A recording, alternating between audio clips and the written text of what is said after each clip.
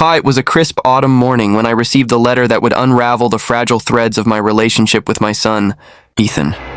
The envelope was plain, but the contents were anything but a legal summons, accusing me of breaching a supposed verbal agreement to pay Ethan's mortgage.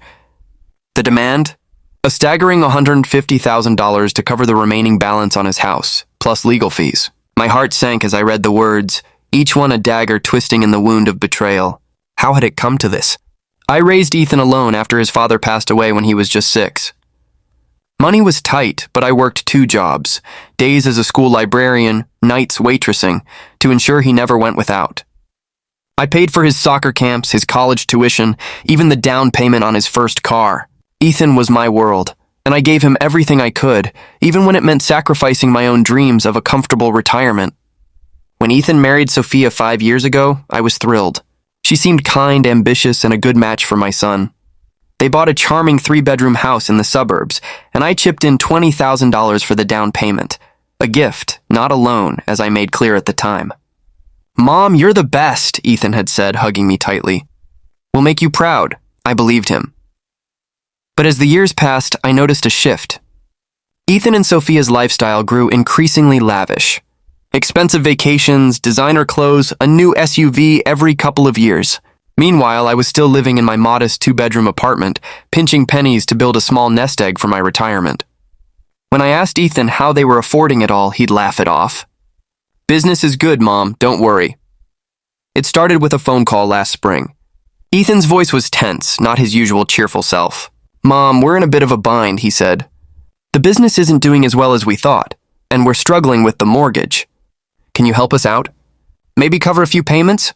I was stunned. The house was worth over $400,000, and their combined income, Ethan as a marketing consultant, Sophia as a real estate agent, had always seemed more than enough. I asked how much they needed. "Just $3,000 a month," he said casually, as if it were pocket change. I explained that I didn't have that kind of money lying around. My savings were modest, and at 62, I was still working part-time to make ends meet. Ethan's tone hardened. "You helped with the down payment, Mom. You said you'd always have our backs."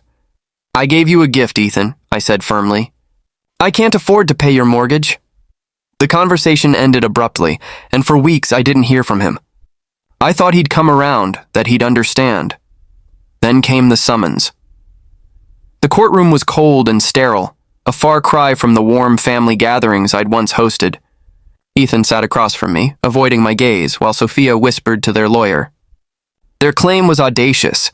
They argued that I'd verbally promised to cover their mortgage in exchange for them caring for me in my old age.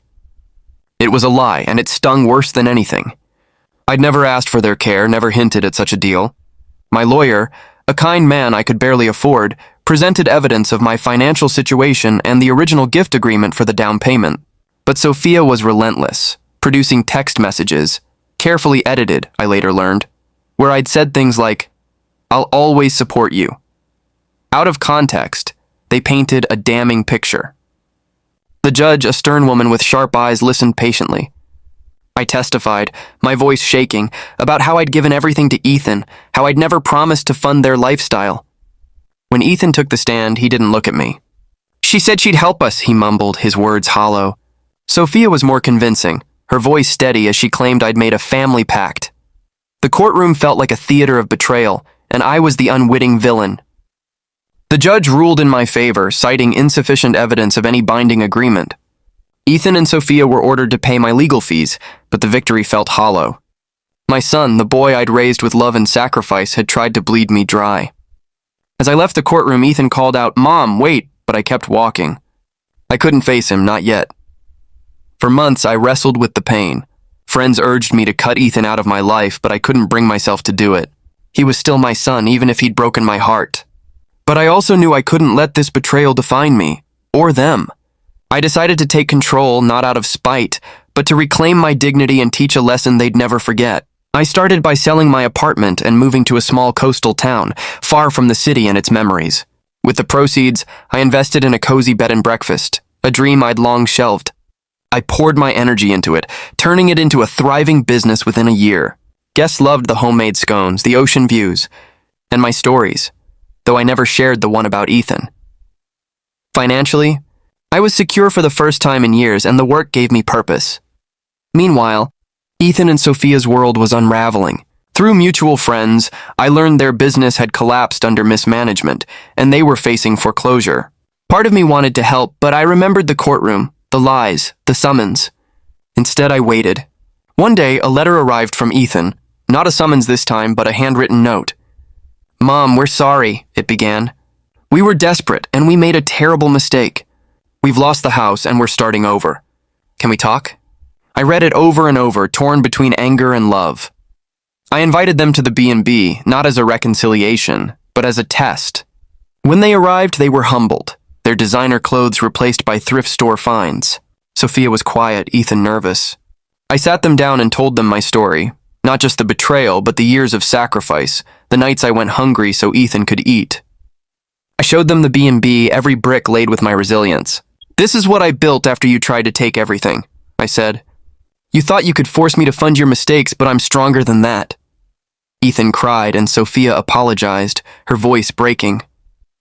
I didn't forgive them outright, I wasn't ready, but I offered them a deal. They could work at the B&B, earning a modest wage, to learn what it means to build something from nothing. If they proved themselves, I'd consider helping them start over. But this time, it would be on my terms, not theirs. Ethan and Sophia accepted the offer. They worked hard, cleaning rooms, serving breakfast, learning the value of every dollar. Over time, I saw glimpses of the son I'd raised, kind, determined, remorseful. Sophia, too, softened, admitting they'd let greed cloud their judgment. It wasn't a fairy tale ending. Trust takes years to rebuild, but as I watched them scrub floors and laugh with guests, I felt a quiet satisfaction. My revenge wasn't about destruction. It was about showing them what I was capable of, even after they tried to break me.